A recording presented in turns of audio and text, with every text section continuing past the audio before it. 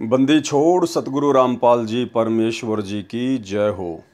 परमपिता परमात्मा सारी सृष्टि के रचनहार, कुल मालिक, असंख्य ब्रह्मांडों के स्वामी, जगत गुरु, तीनों लोकों में प्रवेश करके सबका भरण पोषण करने वाले राजाधिराज, आत्माधार, नाथों के नाथ, देवों के देव महादेव, सर्वेश्वर महेश्वर, मृत्युंजय, अजरो अमर, आदि अनादि सनातनी प्रभु, जगत पिता जगदीश्वर, श्री श्री 1008 की उपाधि के वास्तविक अधिकारी, अकाल मूर्त शब्द स्वरूपी राम वासुदेव, सर्वगतम ब्रह्म, परम पूज्य, प्रथम पूज्य, परम संत, परम पुरुष, परम धनी, परम दयालु, सत्य कबीर, हक्का कबीर, अल्लाहु कबीर, अल्लाहु अकबर, बाखबर, अल्लाह ताला, जगत के तारणहार, जगत के मुक्ति दाता, जगत के जगन्नाथ, हारे के सहारे, हिंदुओं के राम, मुसलमानों के अल्लाह, सिखों के वाहेगुरु, ईसाइयों के मसीह, दया के सागर दया निधि, करुणा के सागर करुणा निधि, स्वयंभू परिभू, संकट मोचन, कष्ट हरण, मंगल करण, दुख भंजन, अविगत कबीर, निर्विकार निर्विषम परमात्मा, अलय अलेख सतगुरु, आदि अनादि सतगुरु, असली मर्यादा पुरुषोत्तम, असली राम, असली कृष्ण, असली घनश्याम, असली मुरारी, राजाओं के राजा, महाराजाओं के महाराजा, शहंशाहों के शहंशाह, सम्राटों के सम्राट, भगवानों के भगवान, अल्लाहों के अल्लाह, प्रभुओं के प्रभु, मसीहाओं के मसीह, सच्चे वाहिगुरु, बाबाओं के बाबा, पीरों के पीर, सेठों के सेठ, जगत सेठ, सावरसा सेठ, सर्वगुण संपन्न, अनंत कोटि कलाओं के स्वामी, अनंत कोटि ब्रह्मांडों के नायक, योगियों में महायोगी, ध्यानियों में महाध्यानी, सिद्धों में परम सिद्ध, ज्ञानियों में तत्वज्ञानी, ब्रह्म ज्ञानी, महाज्ञानी, परम ज्ञानी, सर्वश्रेष्ठ ज्ञानी, विज्ञानी, युवा कबीर, समरथ कबीर, असमवात, अमित ओजा, सच्चे रहनुमा, करीम अल्लाह, सुबहान अल्लाह, दुनिया के अंतिम पैगंबर, 8 सितंबर 1951 से गांव धनाना, जिला सोनीपत, हरियाणा, भारतवर्ष की पावन भूमि पे प्रकट रियल कल की भगवान श्री नारायण साकार हरि, श्री बाबा साहेब स्वयंभू संत श्रोमणी सतगुरु रामपाल जी परमेश्वर जी के चरण कमल में साध संगति से जुड़े हुए देश विदेश से हम सभी सत्सेवक भाई बहनों का अनंत कोटि दंडवत प्रणाम। सत्साई भाई और बहनों, दया परमपिता परमेश्वर जी की, सारी सृष्टि के रचनहार सतगुरु रामपाल जी भगवान की, जिनकी विशेष वीआईपी रजा से, वीआईपी कृपा से आप और हम सभी भाई बहन साथ संगति से जुड़कर इस भक्ति मार्ग पर दृढ़ता के साथ अपने आत्म कल्याण के लिए गुरुदेव भगवान के आशीर्वाद से आगे बढ़ रहे हैं। भाई और बहनों, पवित्र पुस्तक धरती पर अवतार को लेकर वीडियो बनाने की श्रृंखला जारी है और इस पुस्तक पर आज हमारा ये 6 नंबर का पार्ट है और ये अंतिम पार्ट है। इसके बाद हम परमेश्वर जी के हिसार जेल से आए हुए कुछ लेटर के ऊपर वीडियो बनाएंगे, जिनके ऊपर वीडियो बनाकर आप भाई बहनों को वर्तमान में जो मनमानियाँ काल प्रेरणा से गुरुदेव भगवान के कलयुगी परिवार के द्वारा, उनके बेटा बेटी, भाई बंधु, रिश्तेदारों के द्वारा संगत पर जबरन थोपी जा रही हैं, आप भाई बहनों को परिचित करवाएंगे कि वास्तव में सतगुरु रामपाल जी परमेश्वर जी के वर्तमान में सतलोक आश्रम मैनेजमेंट हरियाणा के लिए ज्ञान आधार से क्या आदेश हैं और क्या ये लोग अपने गुरुदेव भगवान के आदेशों के विपरीत कुक्रम काल प्रेरणा से कर रहे हैं। तो आज हमारा ये लास्ट वीडियो है। वीडियो ज़्यादा लंबा नहीं होगा, लेकिन आज का वीडियो बहुत ज़्यादा महत्वपूर्ण है। भाई और बहनों, पिछले 30 वर्षों से सतगुरु रामपाल जी परमेश्वर जी ने अपने अनुयायियों को भक्ति मार्ग से संबंधित जानकारियां समझाने में, वो गूढ़ बातें, वो गूढ़ रहस्य समझाने में कोई कसर किसी प्रकार की नहीं छोड़ी हैं। देश काल और परिस्थितियों के अनुसार सतगुरु रामपाल जी परमेश्वर जी ने अपने भक्तों पर भक्ति पर लगाए रखने के लिए काफ़ी कुछ उनको हल्की फुल्की छूट भी दी, ताकि ये आत्मा किसी प्रकार से भक्ति मार्ग पर लगी रहे। और जब धीरे धीरे इनको ज्ञान होगा, सतगुरु की महिमा समझ में आएगी, भक्ति मार्ग समझ में आएगा, इस मनुष्य जन्म की प्राप्ति का मुख्य टारगेट समझ में आएगा, तो अपने आत्म कल्याण के प्रति चिंतित होकर फिर ये आत्मा संकेतों में भी समझने लग जाएंगी कि हमने किस प्रकार से भक्ति मार्ग पर अपनी रहनी करनी को दर्शाते हुए मोक्ष प्राप्त करना है। लेकिन भाई और बहनों, परमात्मा के इतने प्रयासों के बावजूद भी आज उनके 90% फॉलोअर उनके अंतर्मन की बात को नहीं समझ पा रहे हैं, गुरुदेव भगवान के संकेतों को नहीं समझ पा रहे हैं। और ये जो समय मोक्ष प्राप्ति का जो निकलता जा रहा है, ये बहुत बड़ा धोखा खाने की स्थिति में खड़े हैं। आज परमेश्वर ने विशेषकर सिख समाज के लिए इस पवित्र पुस्तक धरती पर अवतार के अंदर पेज नंबर 158 पर एक विशेष संदेश दिया है, जो सिख समाज आज भी अपनी सिक्खी को नहीं छोड़ रहा है। कौन सा सिख समाज? वो सिख समाज और उस सिख समाज से संबंधित लोग जो सतगुरु रामपाल जी परमेश्वर जी से दीक्षा लेकर सतगुरु रामपाल जी परमेश्वर जी को अपना वाहे गुरु बनाकर, अपना सतगुरु बनाकर और अन्य सभी गुरु साहिबानों को छोड़ चुके हैं, त्याग चुके हैं। सतगुरु रामपाल जी से उपदेश लेने के बावजूद व्यक्ति मानव धर्मी बन जाता है, वो सतगुरु रामपाल जी का शिष्य बन जाता है। फिर वो ना ही तो गुरु गोविंद सिंह जी का फॉलोवर रहता है, ना वो नानक जी का फॉलोवर रहता है, ना वो तेग बहादुर जी का फॉलोवर रहता है। और यदि कोई नादान व्यक्ति दो नावों की सवारी करता है, जैसे सिख समाज से होने के बावजूद सतगुरु रामपाल जी परमेश्वर जी को भी अपना सतगुरु धारण कर लिया और दूसरी तरफ सिख समाज की भी परंपराओं को निभा रहा है, तो उस व्यक्ति की हालत तो धोबी के कुत्ते वाली होती है, ना घर का ना घाट का। संत रामपाल जी से दीक्षा लेकर ना तो वो व्यक्ति पूर्णतया सिख समाज का सिख रहा और उस सिख समाज की उन पुरानी परंपराओं को ना त्याग कर, ना छोड़कर और वर्तमान में ना उपदेश लेने के बाद वो सही प्रकार से सतगुरु रामपाल जी भगवान का शिष्य बना, तो उसकी स्थिति तो धोबी के कुत्ते वाली है। तो आज जिन जिन भगत भाइयों की स्थिति धोबी के कुत्ते वाली है, यानी जो मेरे खुद के गुरु भगत भाई हैं, जो संत रामपाल जी के शिष्य भी हैं और सिख समाज की उन परंपराओं को भी निर्वाह कर रहे हैं, ढो रहे हैं, आज का वीडियो विशेषकर उन्हीं आत्माओं को डेडिकेट है। और अब वो समय निकल चुका है कि परमेश्वर आप जी को पुचकार पुचकार के सहला सहला के भक्ति मार्ग पर लगाएंगे। अब ये फाइनल स्टेज का समय है, फाइनल स्टेज आ चुकी है। अब यहाँ किसी के साथ कोई यारी दोस्ती रिश्तेदारी सतगुरु रामपाल जी भगवान निभाने वाले नहीं हैं। उन्होंने जो कुछ अपने भक्ति मार्ग के विषय में, आत्म कल्याण के विषय में बताना था, खुलकर बता दिया।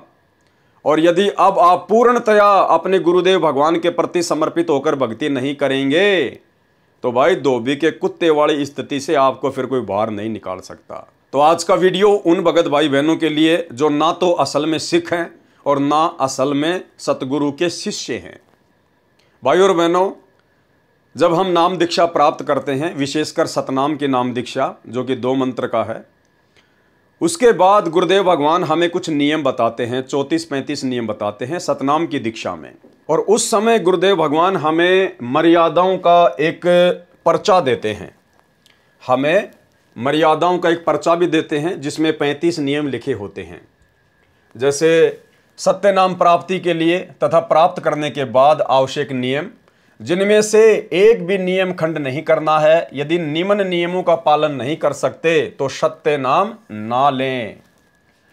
यहां पर ये नियम नंबर 9 है, 9 नंबर मर्यादा। इसमें सतगुरु रामपाल जी परमेश्वर जी ने विशेषकर सिख समाज से जुड़े हुए लोगों के लिए क्या कहा है? सिखों को छोड़कर संत बाबा रूप में दाढ़ी ना हो। क्या लिखा है कि सिखों को छोड़कर और संत और बाबा रूप में मेरे फॉलोवर दाढ़ी वाड़ी, लंबे लंबे बाल वगैरह, पगड़ी वगड़ी वगैरह नहीं रख सकते हैं। ये सतगुरु रामपाल जी का आदेश है, उनका वचन है, उनका नियम है। लेकिन इस 9 नंबर नियम को भाई और बहनों तमाम सिख लोगों ने जो सतगुरु से दीक्षा प्राप्त कर चुके हैं, उन्होंने इस नियम को उल्टे रूप में ले लिया। वो इस नियम की गहराई को समझ नहीं पाए और उन्होंने सोच लिया कि हमें तो सतगुरु रामपाल जी ने यानी हमारे गुरुदेव भगवान ने लंबी लंबी दाढ़ी रखने की छूट दे दी है, सर पर पगड़ी रखने की छूट दे दी है, हाथ में वो कड़ा पहनने की छूट दे दी है, छोटी सी 6 इंच की वो कृपाण रखने की छूट दे दी है। नहीं, आप इस 9 नंबर नियम को समझ नहीं पाए और ना समझ पाने के कारण ही आज तक आप जी धोबी के कुत्ते वाली स्थिति में खड़े हैं, सतगुरु रामपाल जी के शिष्य होने के बावजूद। सतनाम प्राप्ति के बाद ये 9 नंबर का नियम क्या कहता है दास बहुत पहले एक पूरा वीडियो इस विषय पर बना चुका है। आपको छोटा सा वो वीडियो दास दिखाना चाहेगा 4-5 मिनट का, जिसमें विशेषकर दास ने इसी 9 नंबर के नियम के ऊपर सिख समाज से जुड़े हुए सतगुरु रामपाल जी परमेश्वर जी के फॉलोवर के लिए बनाया था। तो पहले आप सुनिए ये छोटा सा वीडियो और समझिए नियम नंबर 9 को, और उसके बाद फिर सतगुरु रामपाल जी परमेश्वर जी ने इस पुस्तक धरती पर अवतार के अंदर सिख समाज से जुड़े हुए अपने भक्तों के लिए क्या कुछ दिशा निर्देश दिए हैं, आपको वो भी बताए जाएंगे। सुनिए। अब भाई और बहनों, जब हम पूज्य गुरुदेव भगवान से उपदेश प्राप्त करते हैं और जब हम सतनाम प्राप्त करते हैं, तो सतनाम के जो 34 नियम हैं उनमें एक नियम है 9 नंबर का नियम। उस 9 नंबर के नियम में परमेश्वर ने एज इट इज़ ऐसा ही लिखा हुआ है जो आपको स्क्रीन पर लिखा हुआ दिखाई दे रहा है। सिखों को छोड़कर संत बाबा रूप में दाढ़ी ना हो।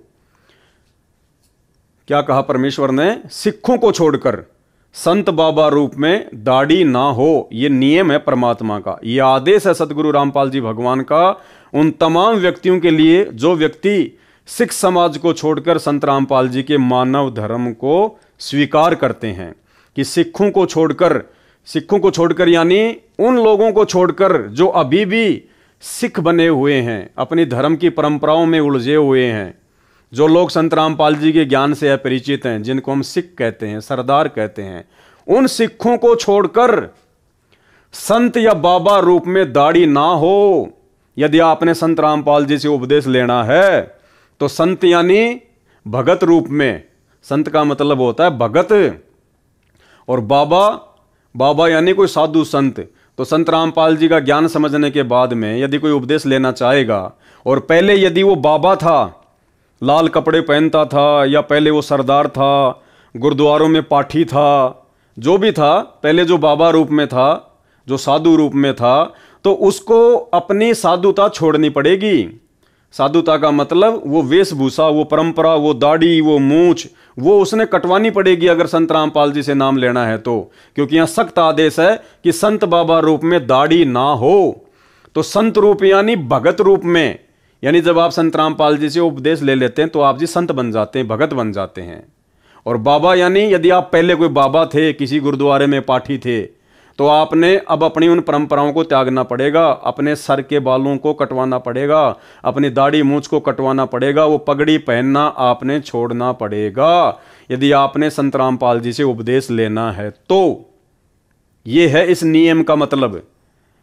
लेकिन 99% भक्तों ने इस नियम का मतलब ये निकाल लिया कि गुरुजी ये कह रहे हैं कि सरदारों को छोड़कर, सिखों को छोड़कर कोई भी भगत दाढ़ी और मूछ ना रखे। क्यों भाई? सिख कोई विशेष है क्या संत रामपाल जी के लिए?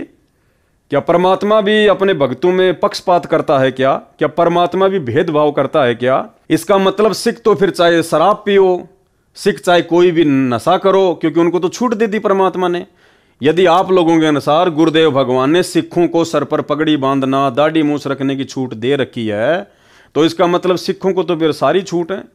सिख तो चाहे शराब भी पियो, चाहे मांस भी खाओ, चाहे चोरी भी करो, चाहे उल्टे काम भी करो, और बाकी भक्तों को सतगुरु रामपाल जी ने अपने नियमों में बांध दिया। भाई इस नियम को समझो, शब्दों को समझो, ये वाणी, ये लाइन क्या कह रही है? संत रामपाल जी निष्पक्ष परमात्मा है। अरे वे तो आप और हमारे लिए ये वाणी कहते हैं कि पक्षा पक्षी के कारणे सब जग रहा भूलान। पक्षा पक्षी यानी पक्ष और विपक्ष के चक्कर में पड़कर पूरा संसार भूला हुआ है। पक्षा पक्षी के कारणे सब जग रहा भूलान, और निष्पक्ष होके हरि भजय सोहे संत सुजान। यानी वो भगत ही ज्ञानी होगा, परमात्मा को प्राप्त करेगा जो निष्पक्ष होकर भक्ति करेगा। तो परमात्मा कैसे पक्षपात को धारण करके हमसे भक्ति करवाएंगे? अगर भगत के लिए निष्पक्ष होने का आदेश है तो इसका मतलब परमात्मा तो हमसे पहले निष्पक्ष हैं, और वो निष्पक्ष परमात्मा फिर सिखों को नाम उपदेश लेने के बाद पगड़ी पहनना, दाढ़ी मूछ रखने की इजाजत कैसे दे सकते हैं? तो वाणी का जो अर्थ है वो ये है कि सिखों को छोड़कर, यानी उन व्यक्तियों को छोड़कर जो अभी भी सिख धर्म को अपना रहे हैं, जो अभी भी संत रामपाल जी के ज्ञान से, उनकी भक्ति से दूर हैं, उन सिखों को छोड़कर संत बाबा रूप में दाढ़ी ना हो। यदि आप सिख समाज से हैं और आपने संत रामपाल जी का संत बनना है, उनका भगत बनना है, तो आपने अब उन परंपराओं को त्यागना पड़ेगा। आपने दाढ़ी वाड़ी को कटवाना पड़ेगा, पगड़ी वगड़ी पहनना आपने छोड़ना पड़ेगा। ये है, यहाँ संत रामपाल जी ने कहा कि सिखों को छोड़कर, ये नहीं कहा कि सिख भक्तों को छोड़कर, ये शब्द नहीं कहे उन्होंने, खाली कहा सिखों को छोड़कर, ना कि सिख भक्तों को छोड़कर। तो भाई अब आपने उन परंपराओं का परित्याग करना पड़ेगा अगर अपनी भक्ति सफल करनी है। तो आपने सिंपली यदि संत रामपाल जी का भगत बनना है तो देख लो ये तमाम लोग, ये देख लो तमाम लोग, किसी के सर पे भी आपको ना तो कोई टोपी दिखाई देगी, ना किसी के गले में आपको कोई लॉकेट दिखाई देगा जो ईसाई धर्म में पहना जाता है, ना किसी के सिर पे आपको कोई जो है वो पगड़ी दिखाई देगी, ना किसी के चेहरे पे आपको कोई बड़ी बड़ी दाढ़ी दिखाई देगी। जबकि ये तमाम लोग, इनमें से कोई हिंदू भी है, कोई मुसलमान भी है, कोई सिख भी है और कोई ईसाई भी है। तो ये व्यक्ति हैं असल में संत रामपाल जी के फॉलोवर। ये हैं वो व्यक्ति जिन्होंने पहले वाले तमाम धर्मों की तमाम परंपराओं को परित्याग कर दिया, जिन्होंने पहले जिस भी धर्म से जुड़े हुए थे उन तमाम पहचान को इन्होंने मिटा दिया, और संत रामपाल जी के मानव धर्म से जुड़ने के बाद इन्होंने अपने ऊपर मानव धर्मी का ठप्पा लगा लिया। ये हैं संत रामपाल जी के फॉलोवर, जो संत रामपाल जी जैसे ही दिखाई दे रहे हैं। परमात्मा कहते हैं कि गुरु को कीजिए दंडवत और कोटि कोटि प्रणाम, और कीट न जाने भृंग को गुरु कर ले आप समान। सतगुरु ने इन सब भक्तों को ज्ञान देकर अपने समान कर लिया, अपने जैसा बना लिया इन सबको। इनमें और सतगुरु रामपाल जी भगवान की वेशभूषा में आपको किसी भी प्रकार का कोई भी डिफरेंस नजर नहीं आएगा। ये सभी धर्मों के लोग बैठे हुए हैं, लेकिन आप देख सकते हैं किसी भी व्यक्ति की पहचान पहले वाले धर्म नहीं है, ये सब मानव धर्मी हैं। संत रामपाल जी जैसे एक आम नागरिक की तरह आपको दिखाई दे रहे हैं। तो भाई और बहनों, नियम नंबर 9 का वीडियो आपने देख लिया। अब शक और संदेह की कोई भी गुंजाइश नहीं होनी चाहिए। आपको भली बात समझ में आ गया होगा कि नियम नंबर 9 के माध्यम से सतगुरु रामपाल जी परमेश्वर जी ने सिख समाज से जुड़े हुए किसी भी व्यक्ति को उनसे दीक्षा प्राप्त करने के बाद सर पे पगड़ी रखना, लंबी लंबी दाढ़ी रखना, किसी भी चीज की कोई छूट नहीं दी है, क्योंकि संत रामपाल जी समदृष्टि हैं और पिता अपने बच्चों में किसी प्रकार का कोई भी भेदभाव नहीं करता है। अगर इन्होंने सिखों को पगड़ी पहनने या दाढ़ी रखने के लिए छूट देनी होती तो भला फिर मुसलमान धर्म के लोगों से संत रामपाल जी की क्या दुश्मनी है। मुसलमान धर्म के लोगों को भी वो छोटी छोटी दाढ़ी और मूछ साफ रखने की छूट दे देते, सर पर टोपी रखने की छूट दे देते, लेकिन ऐसा उन्होंने नहीं किया। लेकिन यहाँ पर लोग इस नियम को समझ नहीं पाए। वो छोटा सा वीडियो देखकर उम्मीद करूँगा आपने नियम को समझ लिया होगा। अब आगे सतगुरु रामपाल जी परमेश्वर जी ने क्लियर कट सिख समाज से जुड़े हुए अपने आधे अधूरे फॉलोअर्स को क्या आदेश दिया है। आधा अधूरा दास इसलिए कह रहा है कि सतगुरु रामपाल जी से उपदेश लेने के बाद, सतगुरु रामपाल जी को अपना वाहे गुरु बनाने के बाद, यदि इनके फॉलोअर सिख समाज की परंपराओं को भी ढो रहे हैं, सिख समाज की परंपराओं में भी घुसे हुए हैं, उन्हीं पुरानी रीति रिवाजों को फॉलो कर रहे हैं, तो ना तो वो सिख समाज के लायक है और ना वो सतगुरु रामपाल जी के लायक हैं। वो तो धोबी के कुत्ते वाली स्थिति में खड़े हैं। तो ये पुस्तक धरती पर अवतार संपूर्ण, इसका पेज नंबर 158 है और इसमें नीचे की तरफ परमात्मा ने यहाँ पर लिखा है, सिख समाज से जुड़ी हुई बहुत सारी बातें परमात्मा ने लिखी हैं जो हमारे विशेष मतलब की हैं, जिसके लिए परमात्मा दास को वीडियो बनाने के लिए प्रेरित करते हैं, निमित्त बनाते हैं। केवल कट टू कट बात ही की जाएगी, फालतू में आप और हमारे पास में समय बर्बाद करने के लिए नहीं है। तो सिख समाज के बारे में जब परमात्मा ने बहुत सारी बातें बताई, सिख समाज की पुस्तकों में लिखी हुई दिखाई, गुरु ग्रंथ साहिब में लिखा हुआ दिखाया, जन्म साखी भाई बाले वाली में लिखा दिखाया, तो उसके बाद कुछ एक लोगों के सवाल हैं सतगुरु रामपाल जी से। और उन्होंने क्या सवाल किया कि भाई हम आपसे दीक्षा तो ले लेंगे, हम आपसे नाम उपदेश तो ले लेंगे, लेकिन हमारी कुछ नियम हैं, हमारी कुछ मर्यादाएं हैं जो हमारे पहले के गुरु साहिबानों ने लागू की थी। हम उन नियमों को नहीं छोड़ सकते, उन मर्यादाओं को नहीं छोड़ सकते। आप हमारी शंका का समाधान करें और हमें संतुष्ट करें। तो क्या सवाल किया सतगुरु रामपाल जी से? प्रश्न, एक सच्चे सिख के लिए 5 चीज अनिवार्य हैं। कौन सी? केस, केस यानी लंबे लंबे बाल रखना। कंघा यानी उन बालों को संवारने के लिए कोम्ब रखना। कच्छा यानी घुटने तक का एक ढीला ढाला कच्छा पहनना। कड़ा यानी हाथ में गोल गोल स्टील का, लोहे का, जैसा भी है वो कड़ा पहनना। कृपाण यानी तलवार। इस विषय में आपके क्या विचार हैं? सतगुरु रामपाल जी से पूछा गया है कि ये हमारे धर्म की कुछ परंपराएं हैं, इस विषय में आप जी हमें किस प्रकार से संतुष्ट करना चाहेंगे? क्या आप जी से उपदेश लेने के बाद, आप सतगुरु रामपाल जी को अपना सतगुरु धारण करने के बाद, अपना वाहे गुरु बनाने के बाद, क्या ये चीजें हमें पहननी आवश्यक हैं? उत्तर दिया सतगुरु रामपाल जी परमेश्वर जी ने संत रामपाल दास का, यह 5 वस्तुएं एक सिंह के लिए अनिवार्य हैं, न कि एक सिख के लिए। क्या कहा सतगुरु रामपाल जी ने? भाई और बहनों, एक एक शब्द को पकड़ के चलना, ज़्यादा लंबा वीडियो नहीं है। अगर वास्तव में आपने अपनी भक्ति सफल करनी है, यदि आप सिख समाज से संबंधित हैं और सतगुरु रामपाल जी से उपदेश प्राप्त कर चुके हैं, तो आपके लिए महत्वपूर्ण है ये। अन्य जो सिख समाज से जुड़े हुए लोग हैं उनके लिए ये वीडियो नहीं है। वो चाहे अपनी लंबी लंबी दाढ़ी रखें, चाहे वो पगड़ी पहने, चाहे अपनी परंपराओं को फॉलो करें, हमें उनसे कोई लेना देना नहीं है। लेकिन सतगुरु रामपाल जी के पंथ में आकर आपने फिर उन परंपराओं को त्यागना पड़ेगा, अन्यथा आप जी ना घर के ना घाट के।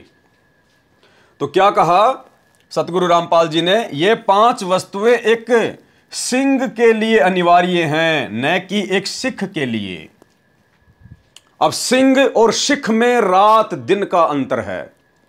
जो 5 वस्तुएं बताई गई हैं, जो सिख समाज में वर्तमान में प्रचलित है, गुरुदेव भगवान कह रहे हैं कि ये 5 वस्तुएं एक सिंह के लिए अनिवार्य हैं, ना कि एक सिख के लिए। सिख का मतलब क्या होता है? शिष्य। सिख कोष्टक में लिखा है शिष्य। सिख उसको कहते हैं जिसने कोई वक्त गुरु बना रखा हो। सिख किसे कहते हैं? सिख यानी शिष्य, जिसने कोई वक्त गुरु बना रखा हो। वर्तमान में जिसका गुरु जिंदा हो उसको कहते हैं शिष्य।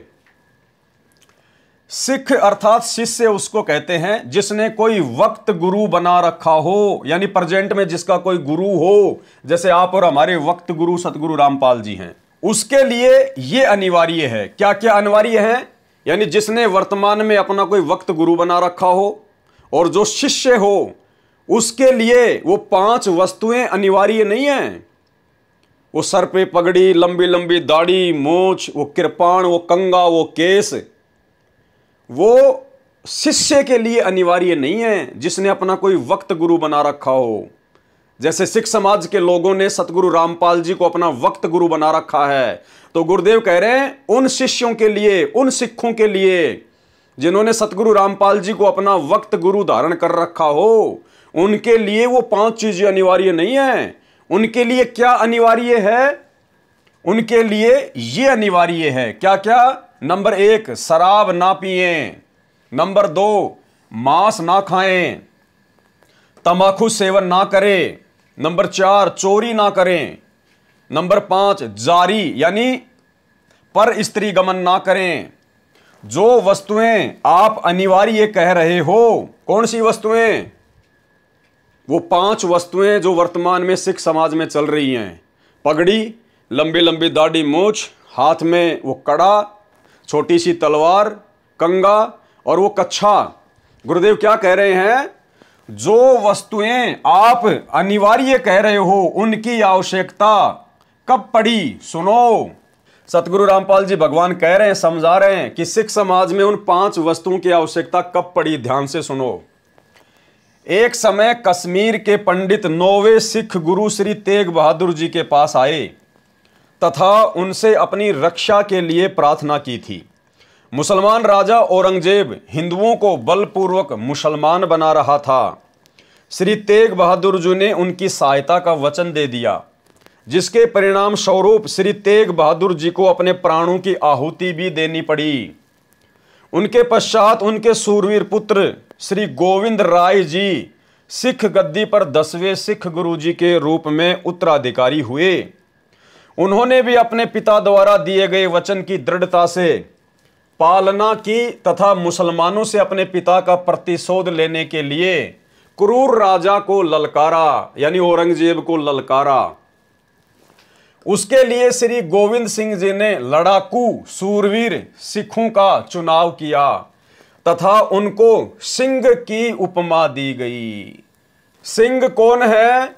गुरु गोविंद सिंह जी के द्वारा अपने पिता श्री तेग बहादुर जी की हत्या का मुगलों से बदला लेने के लिए जो सिख समाज में से लोगों को छांट छांट कर जो सेना तैयार की थी, उनको सिंह का नाम दिया, जिनका मुख्य काम लड़ाई झगड़ा था, मार काट करना था, भक्ति वक्ति से कोई लेना देना नहीं था। उसके लिए श्री गोविंद सिंह जी ने लड़ाकू सूरवीर सिखों का चुनाव किया था तथा उनको सिंह की उपमा दी गई। उनके लिए उपरोक्त वस्तुएं अनिवार्य बताई गई थी। उन सिंहों के लिए गुरु गोविंद सिंह जी ने जो फौज तैयार की थी लड़ने के लिए, उन लोगों के लिए वो 5 चीजें अनिवार्य की गई थी उस समय, जो उस समय अति आवश्यक थी, क्योंकि उस समय उनकी आवश्यकता थी। उन सिंहों के लिए श्री गोविंद सिंह जी ने यहां तक कहा था कि जो ये 5 वस्तुएं केस, कंगा, कच्छा, कड़ा तथा कृपाण धारण नहीं करेगा वह मेरा सिंह नहीं होगा। वह 5 वस्तुएं उस समय की लड़ाई के लिए तथा बचाव के लिए अनिवार्य थी।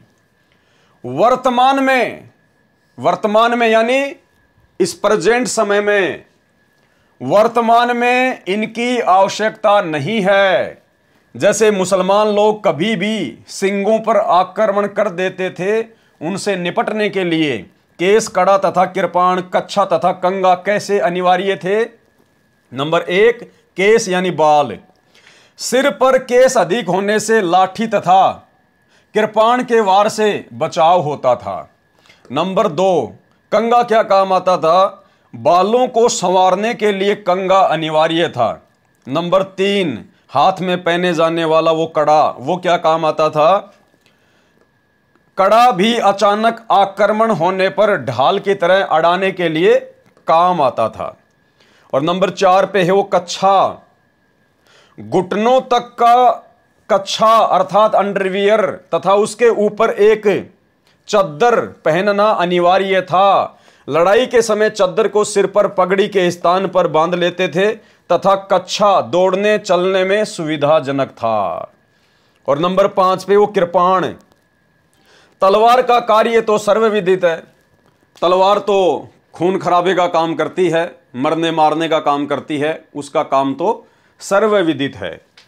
ये उपरोक्त 5 वस्तुएं उस समय अनिवार्य थी जब सिखों व मुसलमानों का झगड़ा हो रहा था। हिंदू तथा सिख धर्म की रक्षा के लिए श्री गोविंद सिंह जी ने अपने दोनों पुत्रों को बलि चढ़ा दिया तथा अपने प्राणों की भी आहुति दे दी।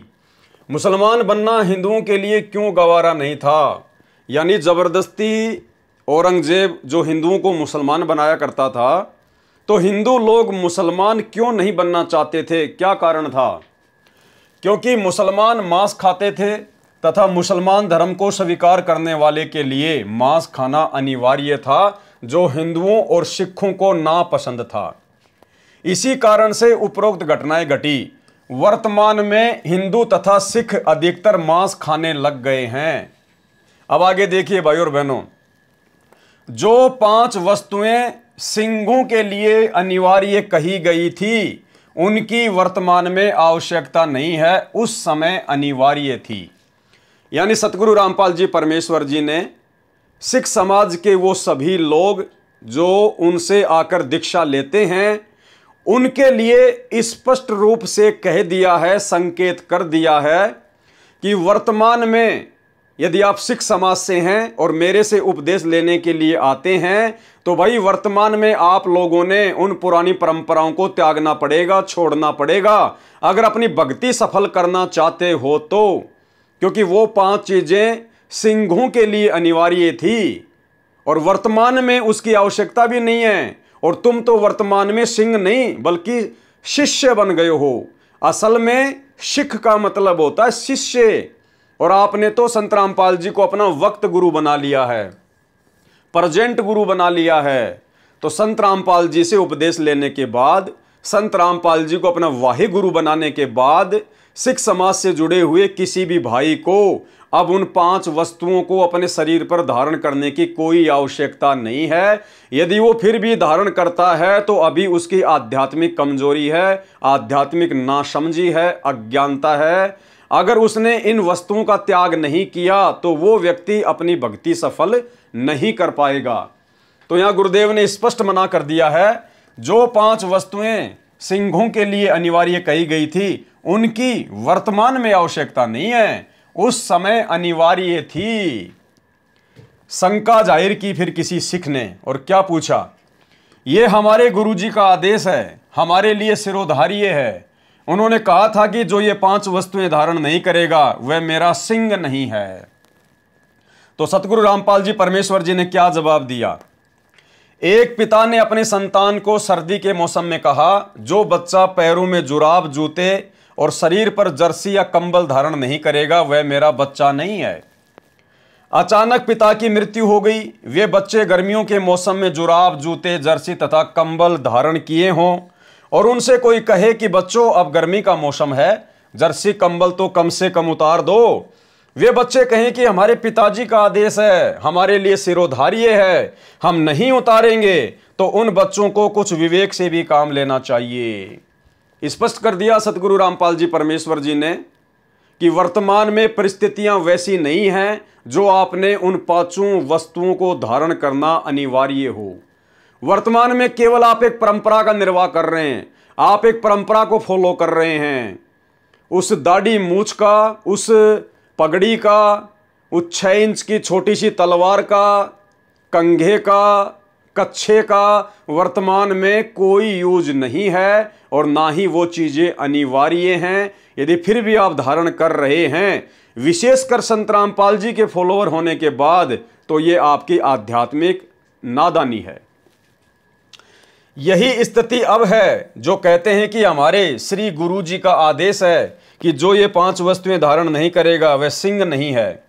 उन्हें विचार करना पड़ेगा। क्या कह रहे हैं सतगुरु रामपाल जी कि उन भक्तों को विचार करना पड़ेगा कि इन वस्तुओं की वर्तमान में आवश्यकता नहीं है। अब आपसी लड़ाई नहीं है, अब शांति है, सर्दी का मौसम नहीं है, अर्थात सब धर्मों के व्यक्ति प्यार से रह रहे हैं। अब कृपाण की लड़ाई नहीं रही। आजकल लड़ाइयां भी हाई टेक्निक हथियारों से होती है, जैविक हथियारों से होती है, मिसाइलों से होती है। आजकल लड़ाई में वो तलवारें काम नहीं ली जाती हैं। केस तथा कड़े से भी कोई बचाव वर्तमान की लड़ाई में नहीं है। अब सामने वाला AK-47 से गोली मारेगा तो भाई कैसे तो आपकी वो तलवार आपका बचाव कर लेगी, कैसे वो कड़ा आपका बचाव करेगा, कैसे आपकी वो पगड़ी आपका बचाव करेगी। केस तथा कड़े से भी कोई बचाव वर्तमान की लड़ाई में नहीं है। पहले जो कृपाण होती थी वो 3-4 फुट की लंबी होती थी। वर्तमान के सिंह 6 इंच की छुर्री नुमा कृपाण लटकाकर सिंह बने हैं। यह केवल परंपरा बनकर रह गई। क्या कह रहे हैं सतगुरु रामपाल जी। जो लोग सिख समाज से संबंधित हैं, सतगुरु रामपाल जी से उपदेश प्राप्त कर चुके हैं और अपनी उन पुरानी परंपराओं को नहीं त्याग रहे हैं, 2 नावों की सवारी कर रहे हैं, ना घर के ना घाट के, उन लोगों को ध्यान से ये बात समझनी चाहिए। यह केवल परंपरा बनकर रह गई है, केवल एक रिवाज बन के रह गया, परंपरा बन के रह गई। और गुरुदेव भगवान संध्या आरती में कहते हैं, छोड़ देना पछलियों की रीत सतगुरु तारेंगे।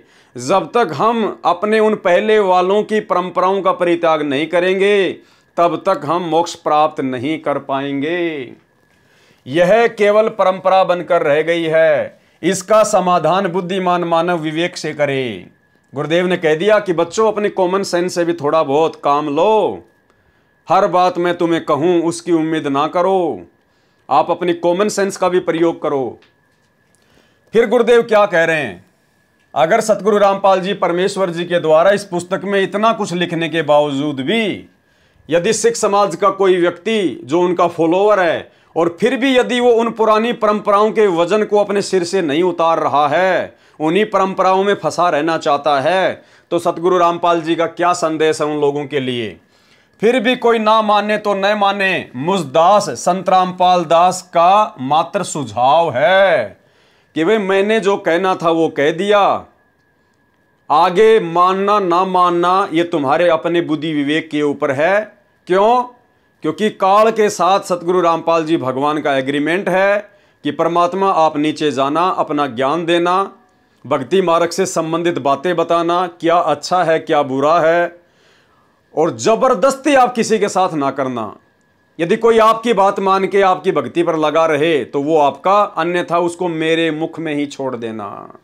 तो अगर यदि हमने सतगुरु रामपाल जी परमेश्वर जी की इन बातों को फॉलो नहीं किया, ये बातें विशेषकर उन लोगों के लिए है जो सिख समाज से संबंधित हैं। यदि उन भक्तों ने सतगुरु से उपदेश लेने के बावजूद भी वो दाढ़ी वाड़ी नहीं कटवाई, मूछे वाछे नहीं कटवाई, यदि वो पगड़ी अपने सिर से नहीं उतारी, वो कड़ा वगैरह, वो कंगा वगैरह, वो कृपाण वगैरह रखना नहीं छोड़ा, तो भाई आप जी जिंदगी में सतगुरु रामपाल जी परमेश्वर जी की भक्ति करते करते भी मोक्ष प्राप्ति नहीं कर सकते। ये चीजें सतगुरु रामपाल जी परमेश्वर जी के मार्ग में बाधक हैं, क्योंकि ये चीजें एक धर्म विशेष की वर्तमान में पहचान बन चुकी है। ये चीजें एक परंपरा के तहत हैं, और संत रामपाल जी के भक्ति मार्ग में ना तो कोई धर्म विशेष की पहचान चलेगी और ना ही परंपरागत कोई वस्तु चलेगी। यदि आपने भक्ति सफल करनी है तो आपने इन चीजों का परित्याग करना पड़ेगा। आपने लोक लाज को जड़ से समाप्त करना पड़ेगा। आपके रिश्तेदार क्या कहेंगे, आपके समाज के लोग क्या कहेंगे, ये आपने ज्ञान आधार से निर्णय लेना है। बाकी संत रामपाल जी के मार्ग में अब ये बकवाद बिल्कुल भी नहीं चलेगी। यदि आप एक सिख बनकर, एक शिष्य बनकर भक्ति करना चाहते हैं तो, और यदि आप सिंह बन के रहना चाहते हैं तो भाई फिर आपको संत रामपाल जी की भक्ति से कोई लेना देना नहीं होना चाहिए। अगर आपको सिंह बन के रहना है, अपनी उन परंपराओं को अपने शरीर पर धारण करके रहना है, काल के जाल में गधे कुत्ते सुअर बनते हुए जन्मना और मरना है, 84 लाख में जाना है, तो भाई फिर आप संत रामपाल जी की भक्ति को छोड़ दीजिए, क्योंकि ये मार्ग आपके लिए नहीं है। तो भाई और बहनों, बिल्कुल क्लियर कर दिया है सतगुरु रामपाल जी भगवान ने। हाथ कंगन को आरसी क्या, पढ़े लिखे को फारसी क्या। इससे पहले भी दास 1.5 घंटे का पूरा वीडियो इसी विषय पर बना चुका है कि सरदार तो पूरी दुनिया में एक ही है, और लगभग 1 मिलियन लोगों ने उस वीडियो को देखा।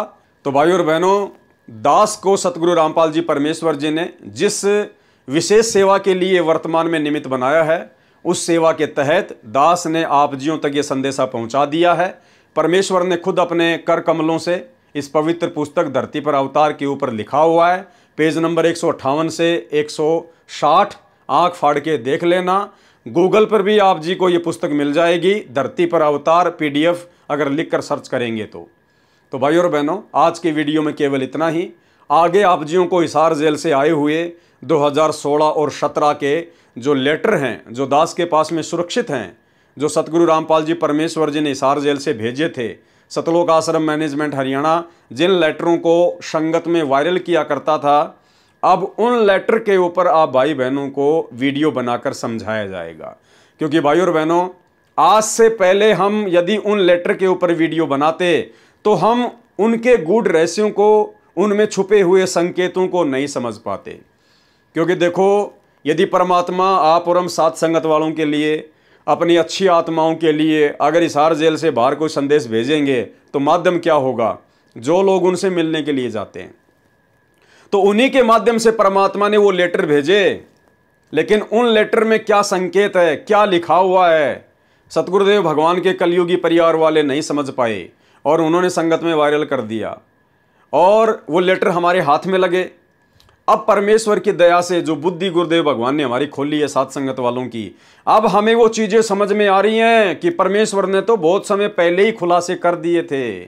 तो अब हम बड़ी आसानी से, क्योंकि परिस्थितियां अब हमारे हक में हैं, आज गुरुदेव भगवान ने आप और हमारे आत्म कल्याण के लिए हम सत्सेवकों पर विशेष रजा रखते हुए परमेश्वर ने ऐसी परिस्थितियां पैदा कर रखी हैं कि आज हम उनके प्रत्येक संकेत को बड़ी आसानी से समझ सकते हैं।